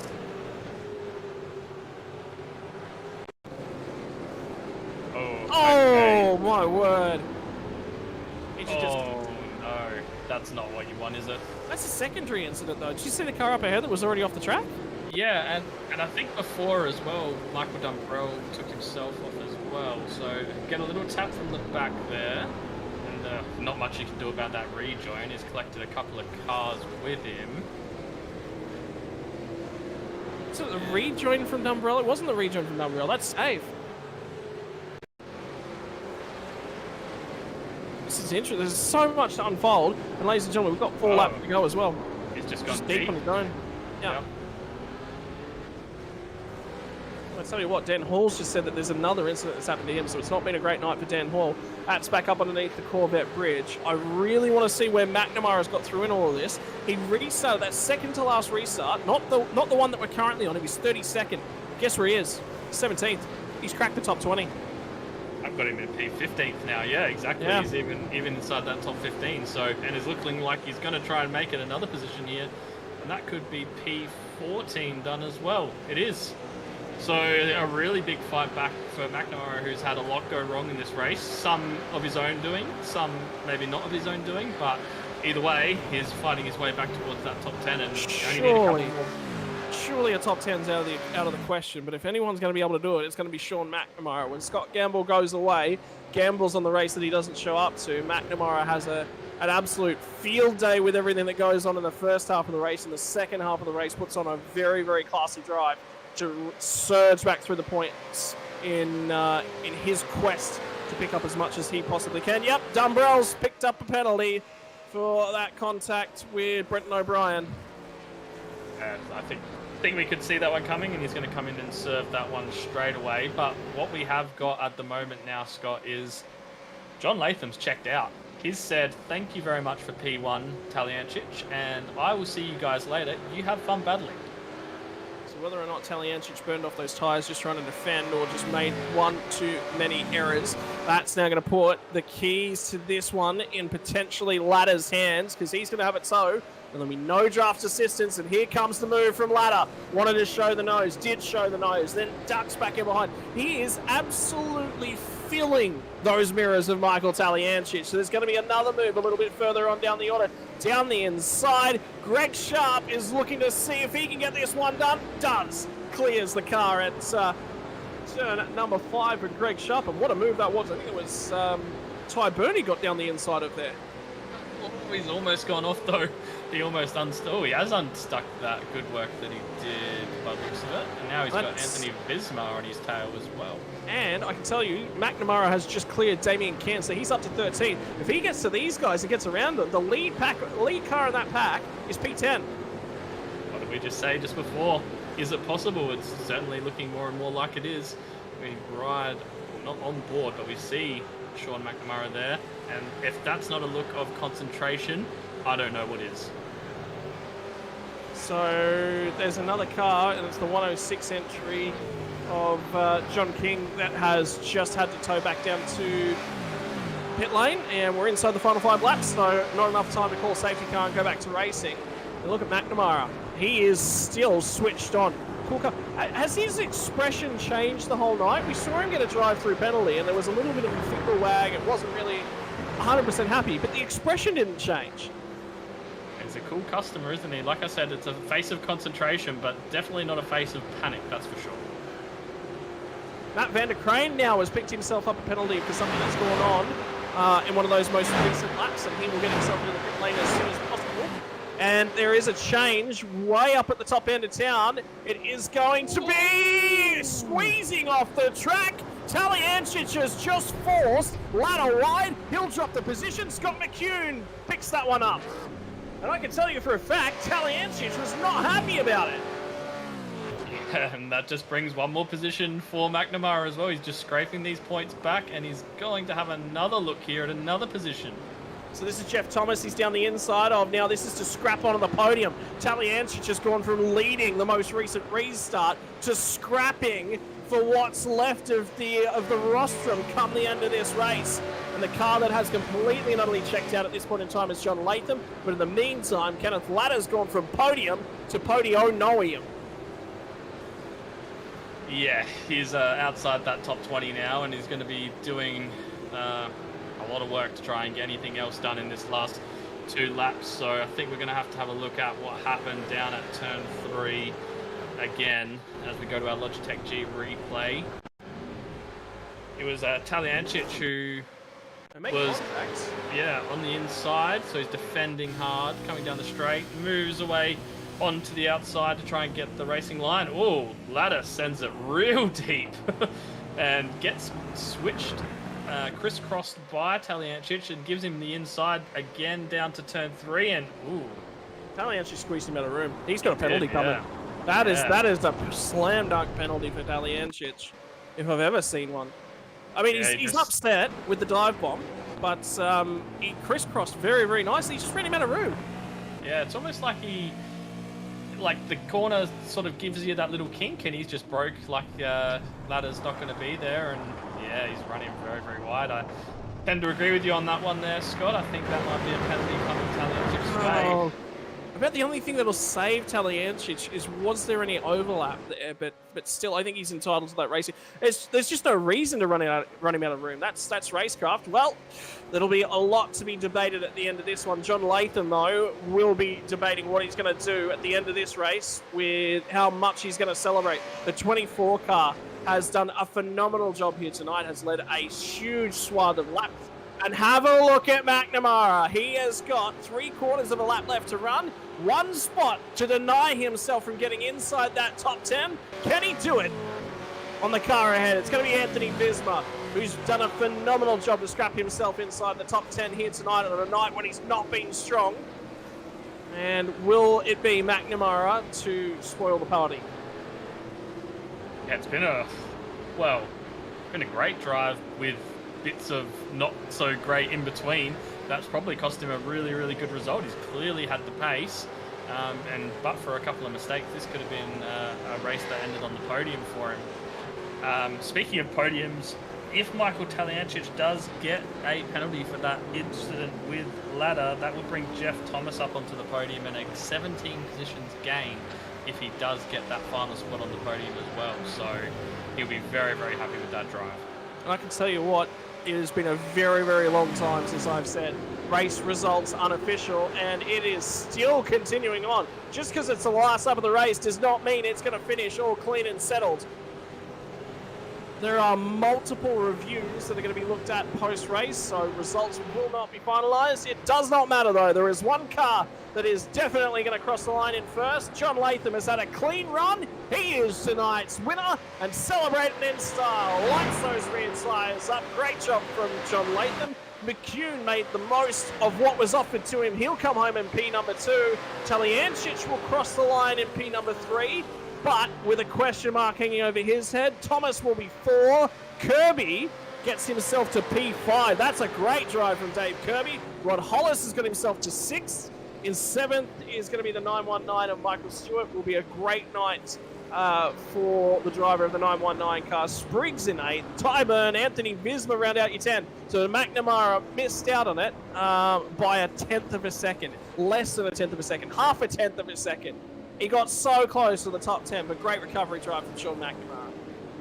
Yeah, that's right. He was always so close. We said, is it possible? It definitely was possible, but he just couldn't quite pull it off. But nonetheless, a very good recovery drive. Like you said, all the way back in, and was it 32nd at that second safety car restart? Yeah, it was outside. It was like 35th, 38th at some points during the night to get back up and just barely miss out in the top 10. Whoa. Especially with the limited time and limited resources he had on offer to get back through the field as well. Yeah, that's exactly right. As we can see, a couple of cars lighting up the rears. No need for that rubber anymore.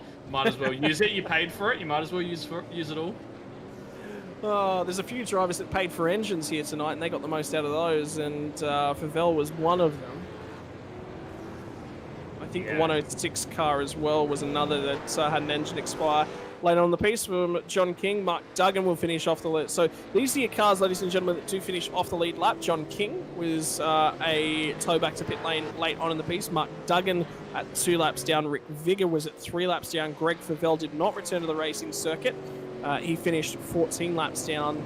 And the safety car did a ton of laps here tonight. Actually, quite a few laps. More than I was expecting. Yeah, you said towards the start of the broadcast, was it the first time we've had the safety car, but you quickly corrected yourself saying we did have one last week, so 3 times this week as we head over to the official results for the Kumho Tyres V8 Vets Championship, and it was John Latham picking up the win in a really, really strong performance, fighting off Talyancic towards the end and making that break, ended up finishing 3 seconds ahead of P2, Scott McCune. Michael Talyancic comes across the line in P3, as we said, possibly a question mark over whether he will hold that podium position, with Jeff Thomas there in the waiting if he does receive a penalty. David Kirby is 5th. Rod Hollis, one of the biggest movers in the field, is P6. Michael Stewart, a really strong drive on what I'm sure was a tough night. Jason Spriggs, Ty Byrne, and Anthony Visma held off Michael Talyancic for... Sean McNamara, rather, for P10. Well, with corrected results, that could end up being a P10 for Sean McNamara. Greg Sharp in P number 12, Damien Cairns. That little battle pack there at the end was exciting to say the least. Shane Evans and Jamie McKnight in your top 15. Daniel Hall, Travis Hunt, Brenton Nitschke. Man, that was a tough drive at the office for the driver of the 066. Christian Smart served a drive-through penalty, still managed to finish inside the top 20. Halil Cesar started from right down at the rear end of the field, manages to finish 20th. We'll flip over the page, and there's 2 more of these to go. Kenneth Latta, after starting and looking like he was going to finish on the podium, potentially a P2, goes to 21st. Chris Miller in the 666 entry was missing a rear wing at some points during the night. Brenton O'Brien found chaos late on in the piece when Michael Dumbrell made contact with the rear end of his bumper and was on for the biggest mover of the night. Will get denied that one down in 23rd. Robert Griffiths, Darren Crosby, Dean Favell. Stuart Hall didn't have a great night either as well. Jason Fewens was involved in a few incidents. Chad Lewis, Chad Vigor. Well, it seems if your name was Chad or Vigor, it was not a great night for you. And Chad Vigor, unfortunately, he's got both of those names. Double trouble for him. Michael Quain, Michael Dumbrell with that late drive-through penalty. Andrew Hoffman, Tim Nickel. Robert Kreisdale, Matt Vander Crane as well served a late drive-through penalty. Craig Friend, Stephen Kennedy, your drivers that finished on the lead lap. Yeah, and then we had John King, Mark Duggan, Rick Vigor, Greg Favell, and that will be it for those not on the lead lap. Now, Scott, before we grab some interviews, there's a couple of drivers. Christian Smart, 5 times down the pit lane tonight, and Chad Lewis, 6 times down the pit lane tonight. Oh, so my a word. rough night out for them. Oh, that's a lot of trips down pit lane. That reminds me of, was it Formula One Canada? And I'm struggling to think of the driver's name. Is Britt? It drove 7, 8 times through the pit lane and won the race? You got me beat. Oh, that's going to bother me until I remember it. I'm struggling, ladies and gentlemen, on not enough sleep this week. So just the fact that I can compensate, I'm actually quite proud of you this evening. But we'll get an opportunity to talk to a few drivers here tonight, and John Latham is going to be the first among those, and indeed the first among men here from what was a mammoth effort here tonight at Road America. John, that was tough. A lot of safety cars to contend with, a lot of restarts, a lot of mind games, a lot of defense and aggression. Oh yeah, definitely. It's I'm sweating after that one. That was pretty hard work. You know, there was like you said, there was so many things that happened during that race. It was just really I didn't feel like I could relax at all that race. You know, there was battles in the middle of the race, and then Michael got in front, and then there was a safety car, and then we got going. I got a bad start, and then there was another safety car, and I got a better start. Managed to get past in the end, and then kind of made a little gap, and those guys battled at the end. But unlucky to Sean and Greg at the start, kind of grabbed me through there. Yeah, it would have been interesting to see how we would have gone all together. difficult night all up and down the field. Obviously, strategies was a big talking point. That first safety car comes out 5 laps in. There's a 30-litre hole in the tank. What was the thinking? You know, what's going on there? Is it still too early to pit? Obviously, you guys didn't come for it, but that's a massive amount of time that you're giving up when you do finally come down to pit lane. Yeah, it was just a bit too early. We were discussing it before the race because I don't really get much practice, so we just asked the guys what's kind of pit strategy. So kind of figured out that, you know, if the safety car came out lap 4, you could probably fuel save enough behind the safety car to get home. Lap 6 we thought would be the critical number, and I think I pitted on lap 12 or something. I just felt I had good pace, and I couldn't really break the guys. But I also saw that Mike was a few cars back. I know he's really good at fuel saving, so I didn't want to wait too long, because the longer you wait to pit for someone who's good at fuel saving, the more of an advantage they get. So yeah, it was a pretty stressful race. Mate, then pit stops come through, and exactly your worst fears were realised. Taliancic has got control of the field. A long way to go at that midpoint of the race. A lot of safety cars as well. Something that we were actually discussing here in the commentary box. When there's a ton of safety cars like that, it's very difficult to reset yourself over and over and over again and keep the concentration levels up. Is there any rituals that go on in the box for you to keep the mind going forwards and the eyes up? No, I just try to relax when we go around and not I guess stress too much. Sometimes I just about feel like I'm gonna fall asleep because direct drives these days, they put out a bit of force. My arms feel like they're just about ready to fall off, so the wheel starts wobbling and I go, oh shit, I better watch what I'm doing here. And then I get some focus kind of as the safety car goes away. I concentrate on the car in front of me and I just try predict as best I can to get a good restart. But Mike had a couple of great restarts there, so props to him. Mate, and finally, congratulations, finish on top of the rostrum here tonight. Who are the sponsors that make it possible for you? Yeah, well, first up, I'd like to shout out to Michael Stewart and the Bin the Blade Balin. Ed Cullen, one of our teammates, did the guys have been doing some great liveries lately, and we ran a livery in honour of that, so I'd like to start with that.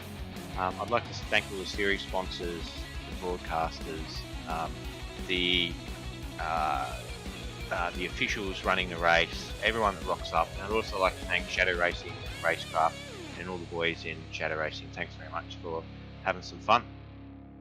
Ladies and gentlemen, your tonight's winner is the driver of the 24 for Shadow Racing, John Latham. Moving on to the next step down in terms of the podium, we're going to have a quick chat here to Scotty McCune and the driver of the 77. Take it away, Braids. Scott, congratulations, getting yourself up on the second step of the podium there. You were sort of hanging back in fourth and seeing what was unfolding in front of you when you saw Taliancic and Ladder come together. Your eyes must have lit up. They did. It was like a bit of a Bradbury moment, I must admit. I resigned myself to 4th place if I could hold, I think it was Stuart Hall behind, or whoever was behind me, Thomas. And I saw the lap before, they went close, and I thought, oh, this is going to get ugly. And then that lap, I just went, yep, if I can just not lock a brake, hold it together, I'll get around them. And hopefully, I had to fight hard to stay in front of Michael, though, on that last lap, I can tell you. Yeah, definitely. And was that sort of the plan? It's a long race. There was lots of things going on. And when you see those two cars fighting so hard in front of you, is it just let's wait and see? And if it gets to the last lap, I'll try my hand if I can. But for the meantime, just see what goes on ahead and make a move if it's there? Yeah, look, the game, or the goal was to stay with the front pack all of the race, which luckily that safety car brought me back onto because my pit stop was pretty average. And yeah, then look, I resigned myself to 4th, to be honest, because there's no way of pushing past Kenny or Michael unless they make a blues. So yeah, no, it's, look, unfortunate for them. They had a really good race, and it was just unlucky that happened. But yeah, I'm taking it and running with it. Absolutely. It seemed like a battle of attrition for a lot of drivers out there tonight. What did you have to do to make sure you kept your nose clean? We're just having a look at that Hypersonic Racing livery at the moment. It doesn't look like it's got many scratches on it. No, look, this track I've had a bit of luck with because I've had some pretty crappy weeks before the last 2 rounds, so I had to have a good one. But yeah, it was just managing the tyres, to be perfectly honest with you. Like Johnny Latham's tyres in front were starting to go. I could see Kenny's were starting to go in that first stint, and mine were really sticky. It was great.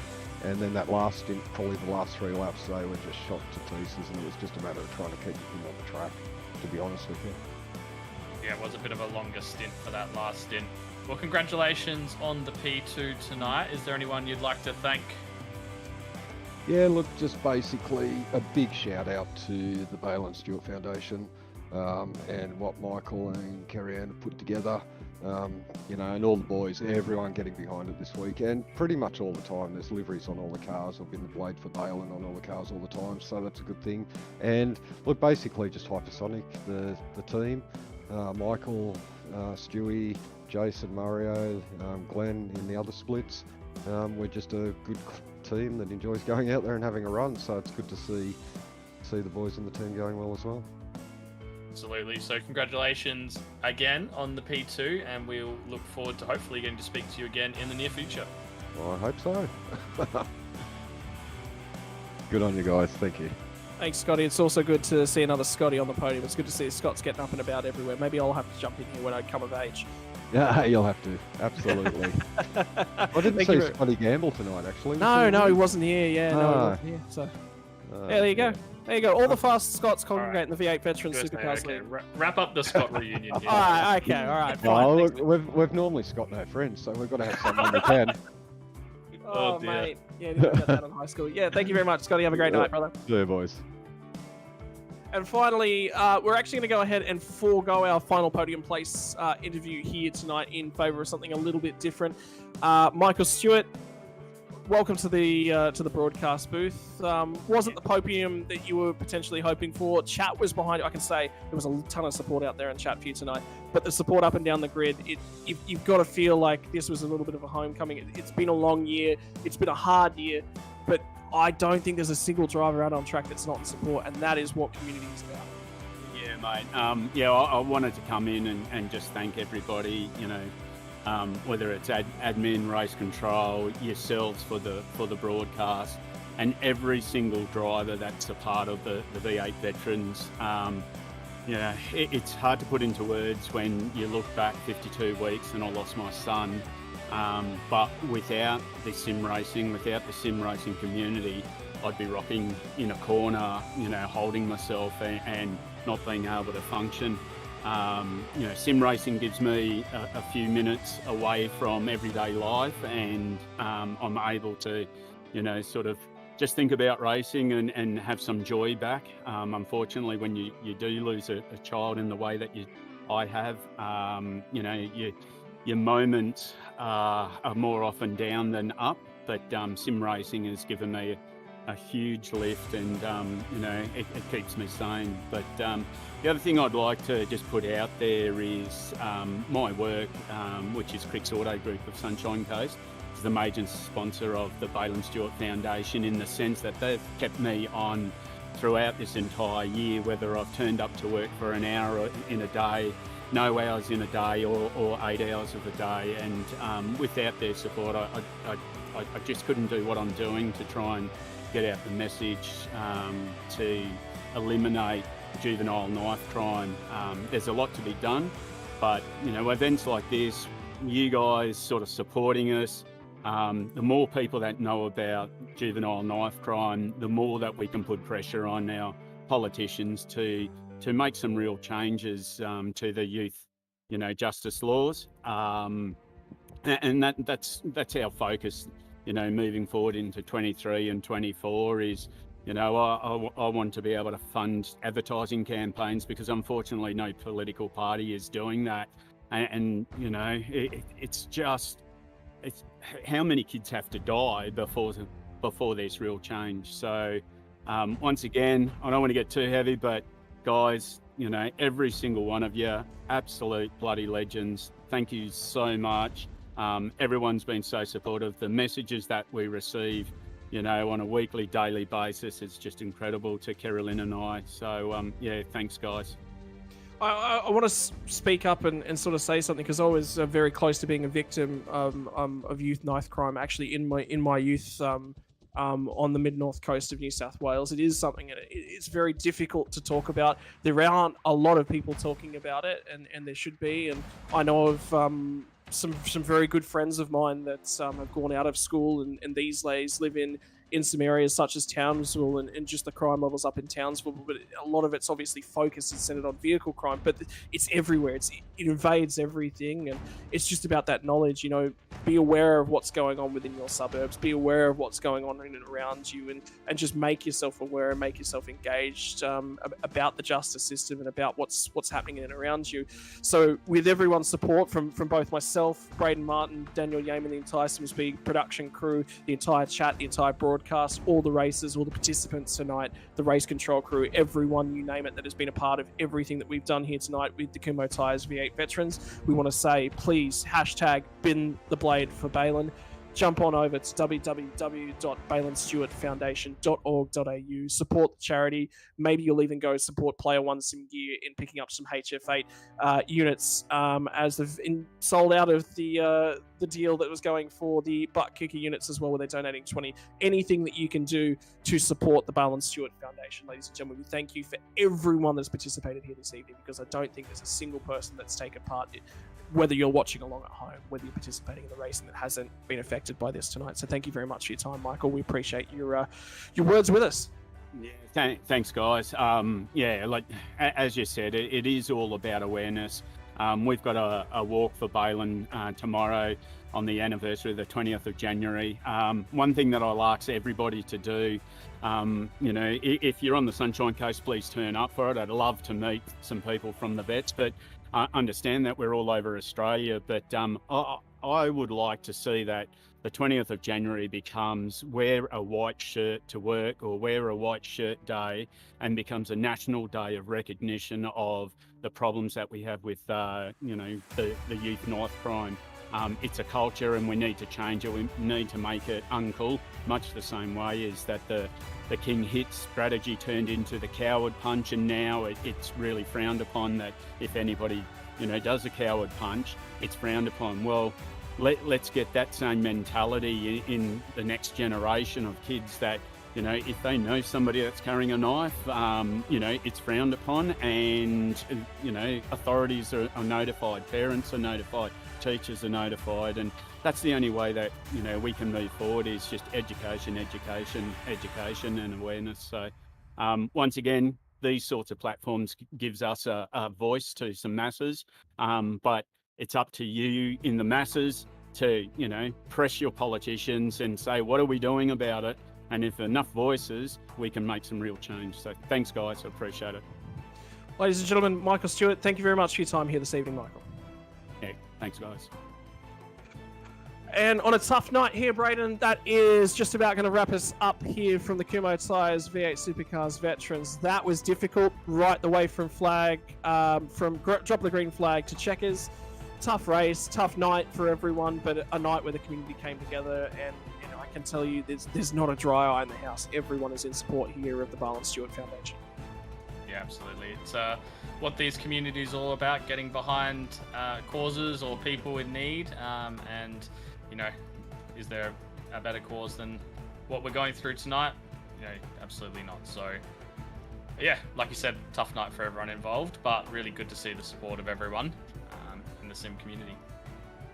Ladies and gentlemen, that is going to wrap us up here from Road America. Next week, we visit one of the newer tracks on iRacing. We're going to be going to Motor Centre Rudskogen for the 200 kilometres of Rudskogen. It'll be 62 laps. 3.25 kilometres is the distance that we're going to be seeing next week. A tough and technical track is what you're going to see on Australia Day 2023 from 8:40 p.m. You'll be joining myself and co-commentators and the production crew. But now, from Scotty Rattlegun Rankin, from Braden Martin, from Daniel Yeaman up here in the SimSpeed broadcast booth, it's good night for now. We'll see you again next week.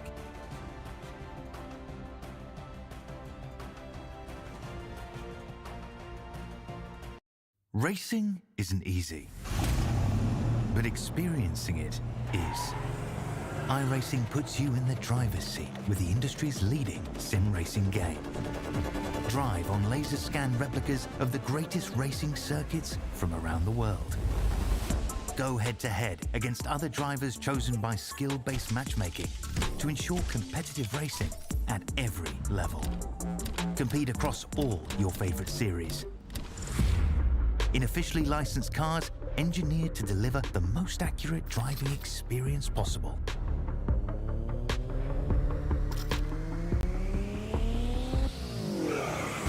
Join a race or host your own with players from across the globe. Race against the computer or in a league with friends. Feel the thrill behind the wheel. Visit iRacing.com.